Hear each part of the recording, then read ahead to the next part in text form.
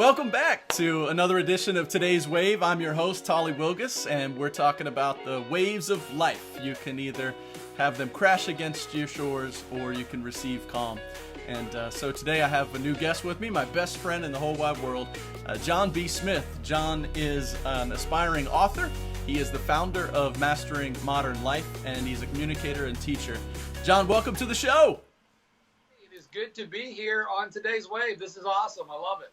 I'm glad that you're here. And John, as you know, we talked about the 50,000 things I'm going to have you on the show for throughout the years. But for right now, today, in this COVID-19 crisis, we really are exploring the different ways people are handling this. And your organization, Mastering Modern Life, is perfect for this season. So would you mind giving our viewers a little bit of a background about how you got into Mastering Modern Life and kind of what it means to you?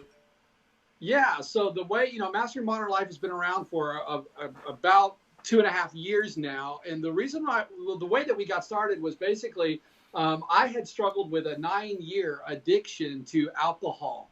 Kind of got thrown into the waters of recovery. And it was through the recovery process that I was able to really start to find some practices that were very simple, that began to really transform the way that I was doing life.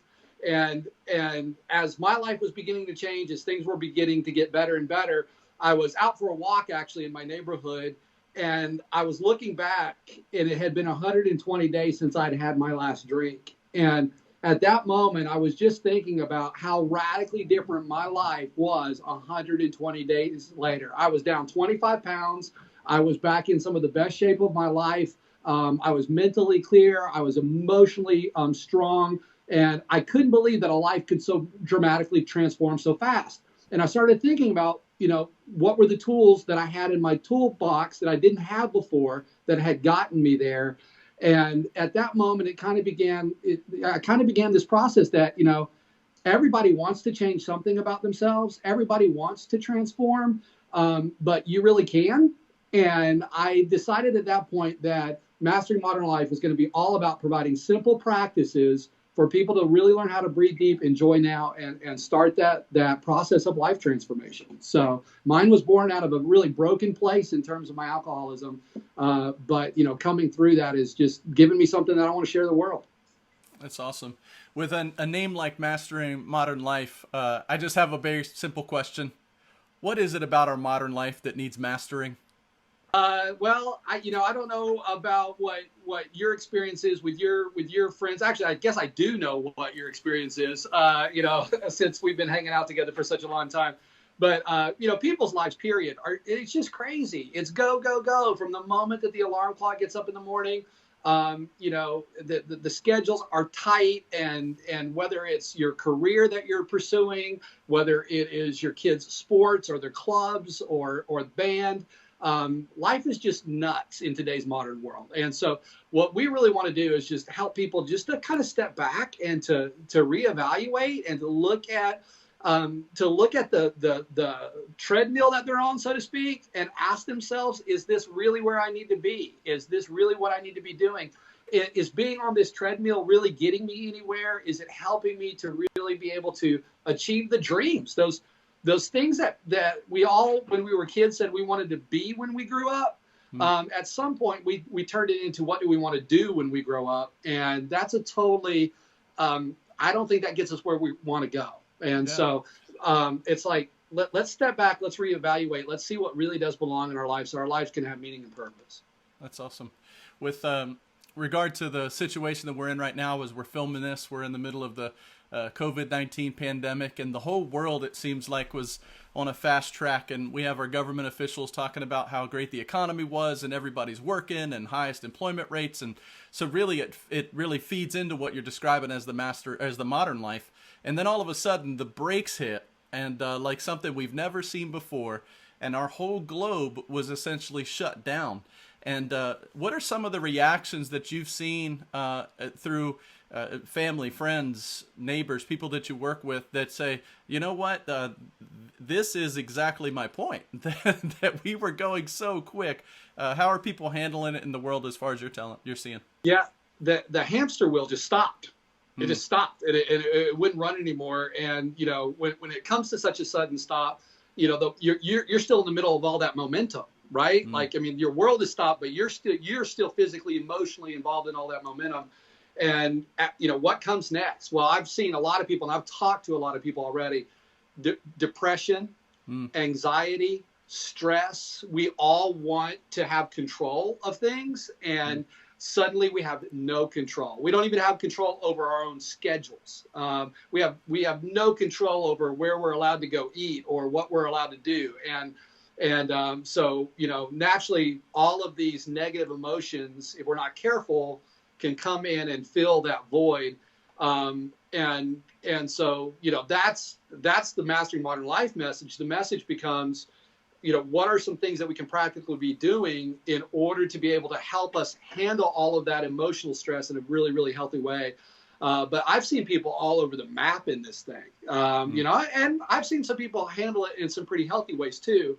But this is one of those times when I think people, because you were still in that momentum and suddenly your world stopped, we kind of think we can power our way through this.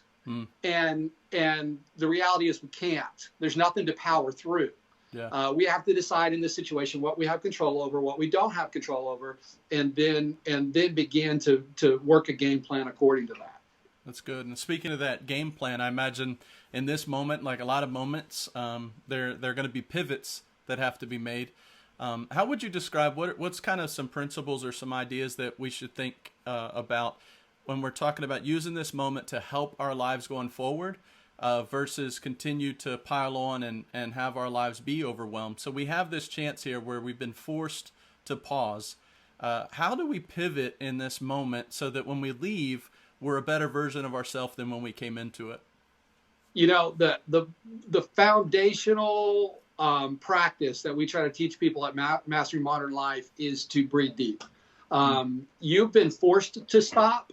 So go ahead and listen to that message that's being sent to you, which is stop, sit down, breathe a little bit, let some of all of that energy kind of dissipate, and then look at life the way that it once was, the life that just came to a grinding halt, and reconsider it. Start to evaluate, okay, what were the things that I really miss in this situation? And then also, what are the things I don't ever want to go back to, and I don't have to go back to? This is a great time of evaluation. This is a great time to just be able to say, you know what? I've been given this rare opportunity that none of us will probably ever have again in our lifetime, God willing, because I don't think any one of us ever want to have it again in our lifetime.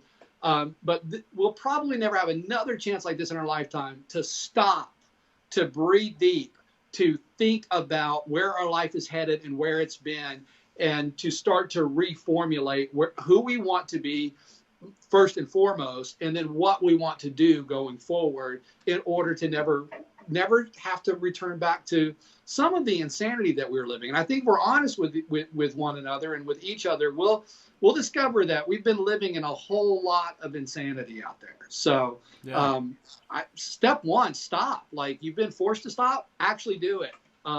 Spend some time in contemplation as to what life's been and where you want it to go. That's awesome. You mentioned recovery earlier as kind of the foundation of how you got into this and the practices that you picked up along the way.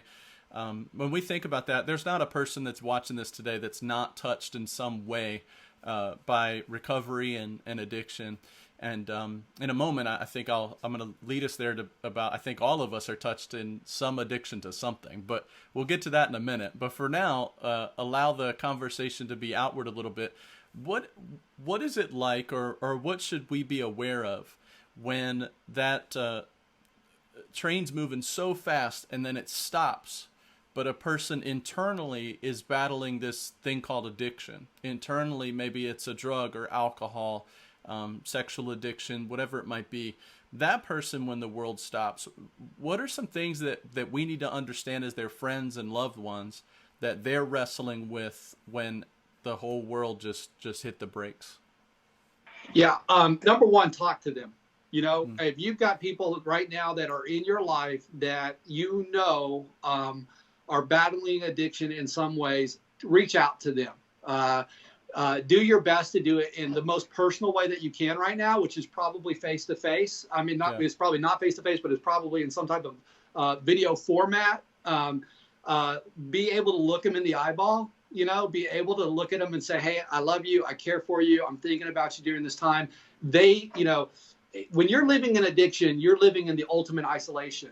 You know, kind of in my career and in my background, I'm in the people business. And so my entire life has been in front of people and in front of the public. You would think that I would be the least loneliest person in the world based off of my career. However, when I was spending that 9 years in addiction, I was completely isolated. I was completely alone because I had a secret that I was hiding and I didn't want anybody else to know about it. So, you know, the people that are struggling with addiction, they've already, unless they're on the pathway to recovery, isolation's already been a thing and is already a thing in their life. Now we've just moved into even further isolation. So I think the most important thing is reach out to them, let them know that you're there, let them know that you love them, and be there. You can't, here's the truth. You can't do anything for them, really. You just can't, but you can be there with them. And honestly, you know, Tali, you're a prime example. You were somebody in my life that was absolutely, you didn't try to fix me in any way, but you were there with me as I had to take that journey. So reach out and let somebody know you love them, especially if you know that they're struggling right now. It's really good. Really good. So my next question was how can we help our friends that are going through addiction? Obviously reaching out, letting them know that you love them, walk them with them. Is there anything else that we should keep in mind, or maybe practices not to employ that you've seen that don't work very well? Well, trying to fix them, you know, number one, like whatever you do, you can't fix the addict. And of course, you know, the word for that in the recovery world is codependency. When you're trying to fix the addict, that's codependency. So don't try to fix them. You know, just be there with them. You know, and don't help them with it. Don't help them also further their addiction. You know, that's a bad idea. And I know that we look at that and say, well, that's common sense. Well, it's not so much common sense if you're the codependent in the relationship. So, the other things I would say is be aware of this. There's an acronym that we like to use in the recovery community a lot. It's called HALT. Hungry, angry, lonely, tired. Those are 4 major triggers for the addict. And I would just look and say, hey, if you've got people that are working with addiction in their life, keep an eye on, you know, if their anger level's rising, if their emotional tension is rising, then the good chance that their use is going to be rising also. If they are lonely, if they are isolated deeply, if they're not getting enough sleep, if they're not getting enough rest, and you know, and then hungry. I always said mine was BALT. Mine was bored, angry, lonely, tired. And so, you know, for me, I have to keep busy in the proper ways. But look for those triggers. That's one of the best things that I think you can do to help is just kind of learn the patterns and know where people are. How about checking in on family and friends of the person that's walking through recovery or addiction?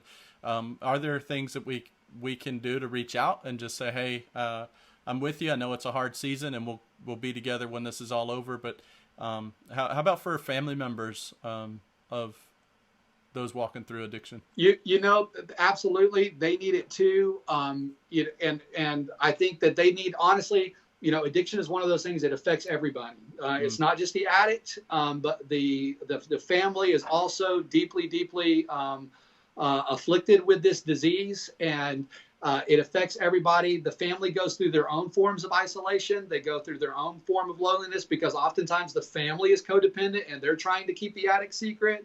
And so I think that, you know, what applies to the addict in terms of advice, reach out to them, let them know you love them, I think is the same type of advice that applies to the family during this time. Reach out to them, let them know you love them, remind them that they can't fix, that they can't repair the situation.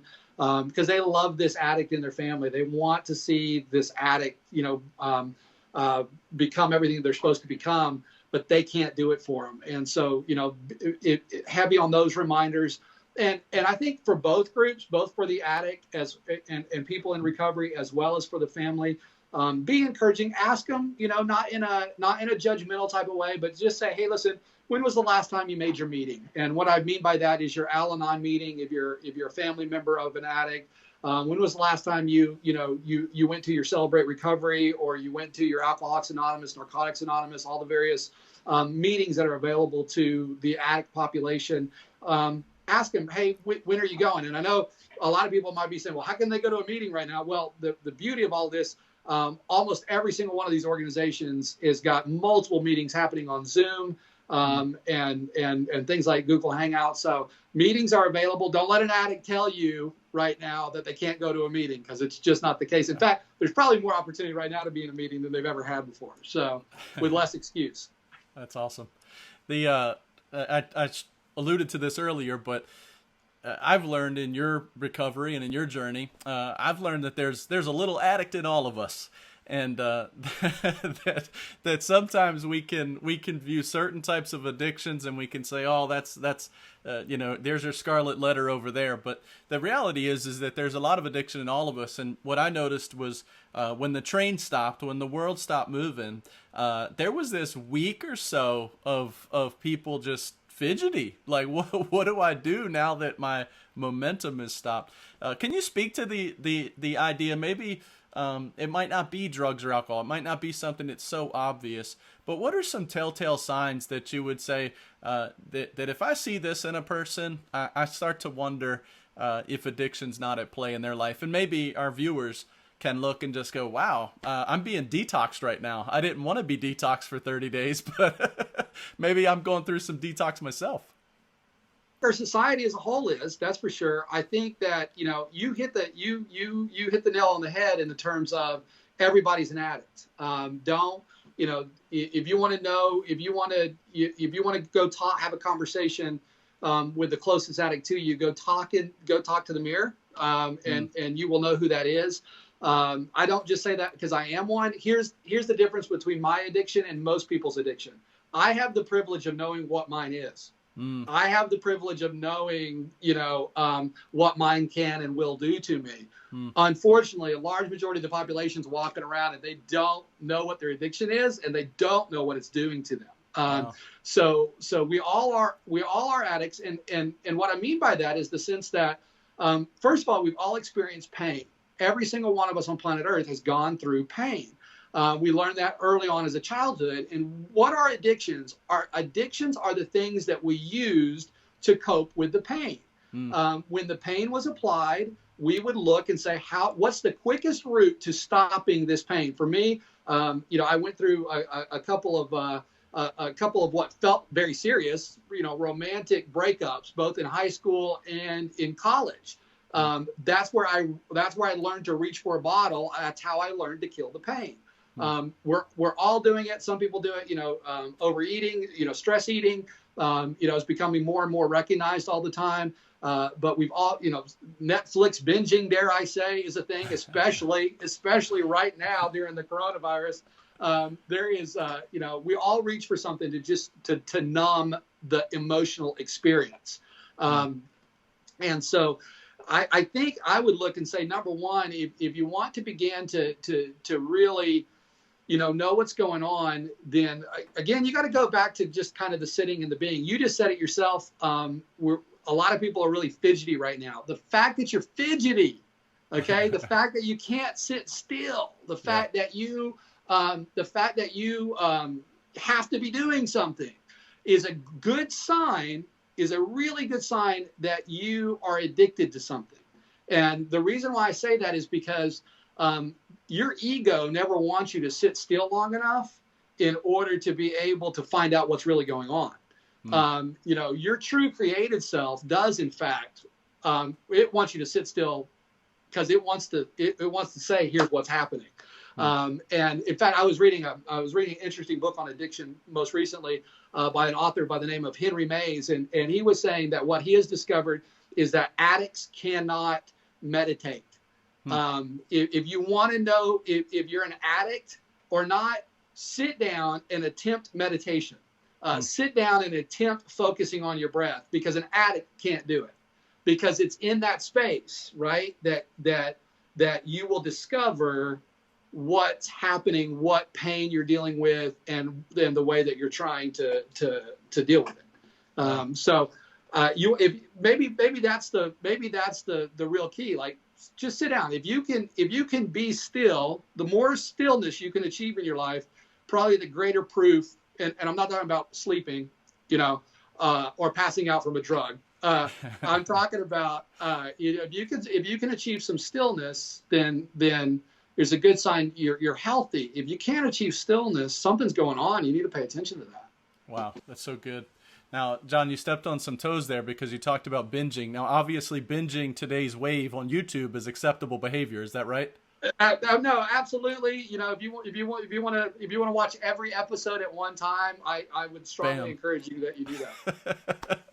Hey, so I think what's going to happen is people watching this episode are going to realize, man, I probably need to learn a little bit about mastering my own modern life. So how can folks get a hold of you or follow what you're doing these days with Mastering Modern Life?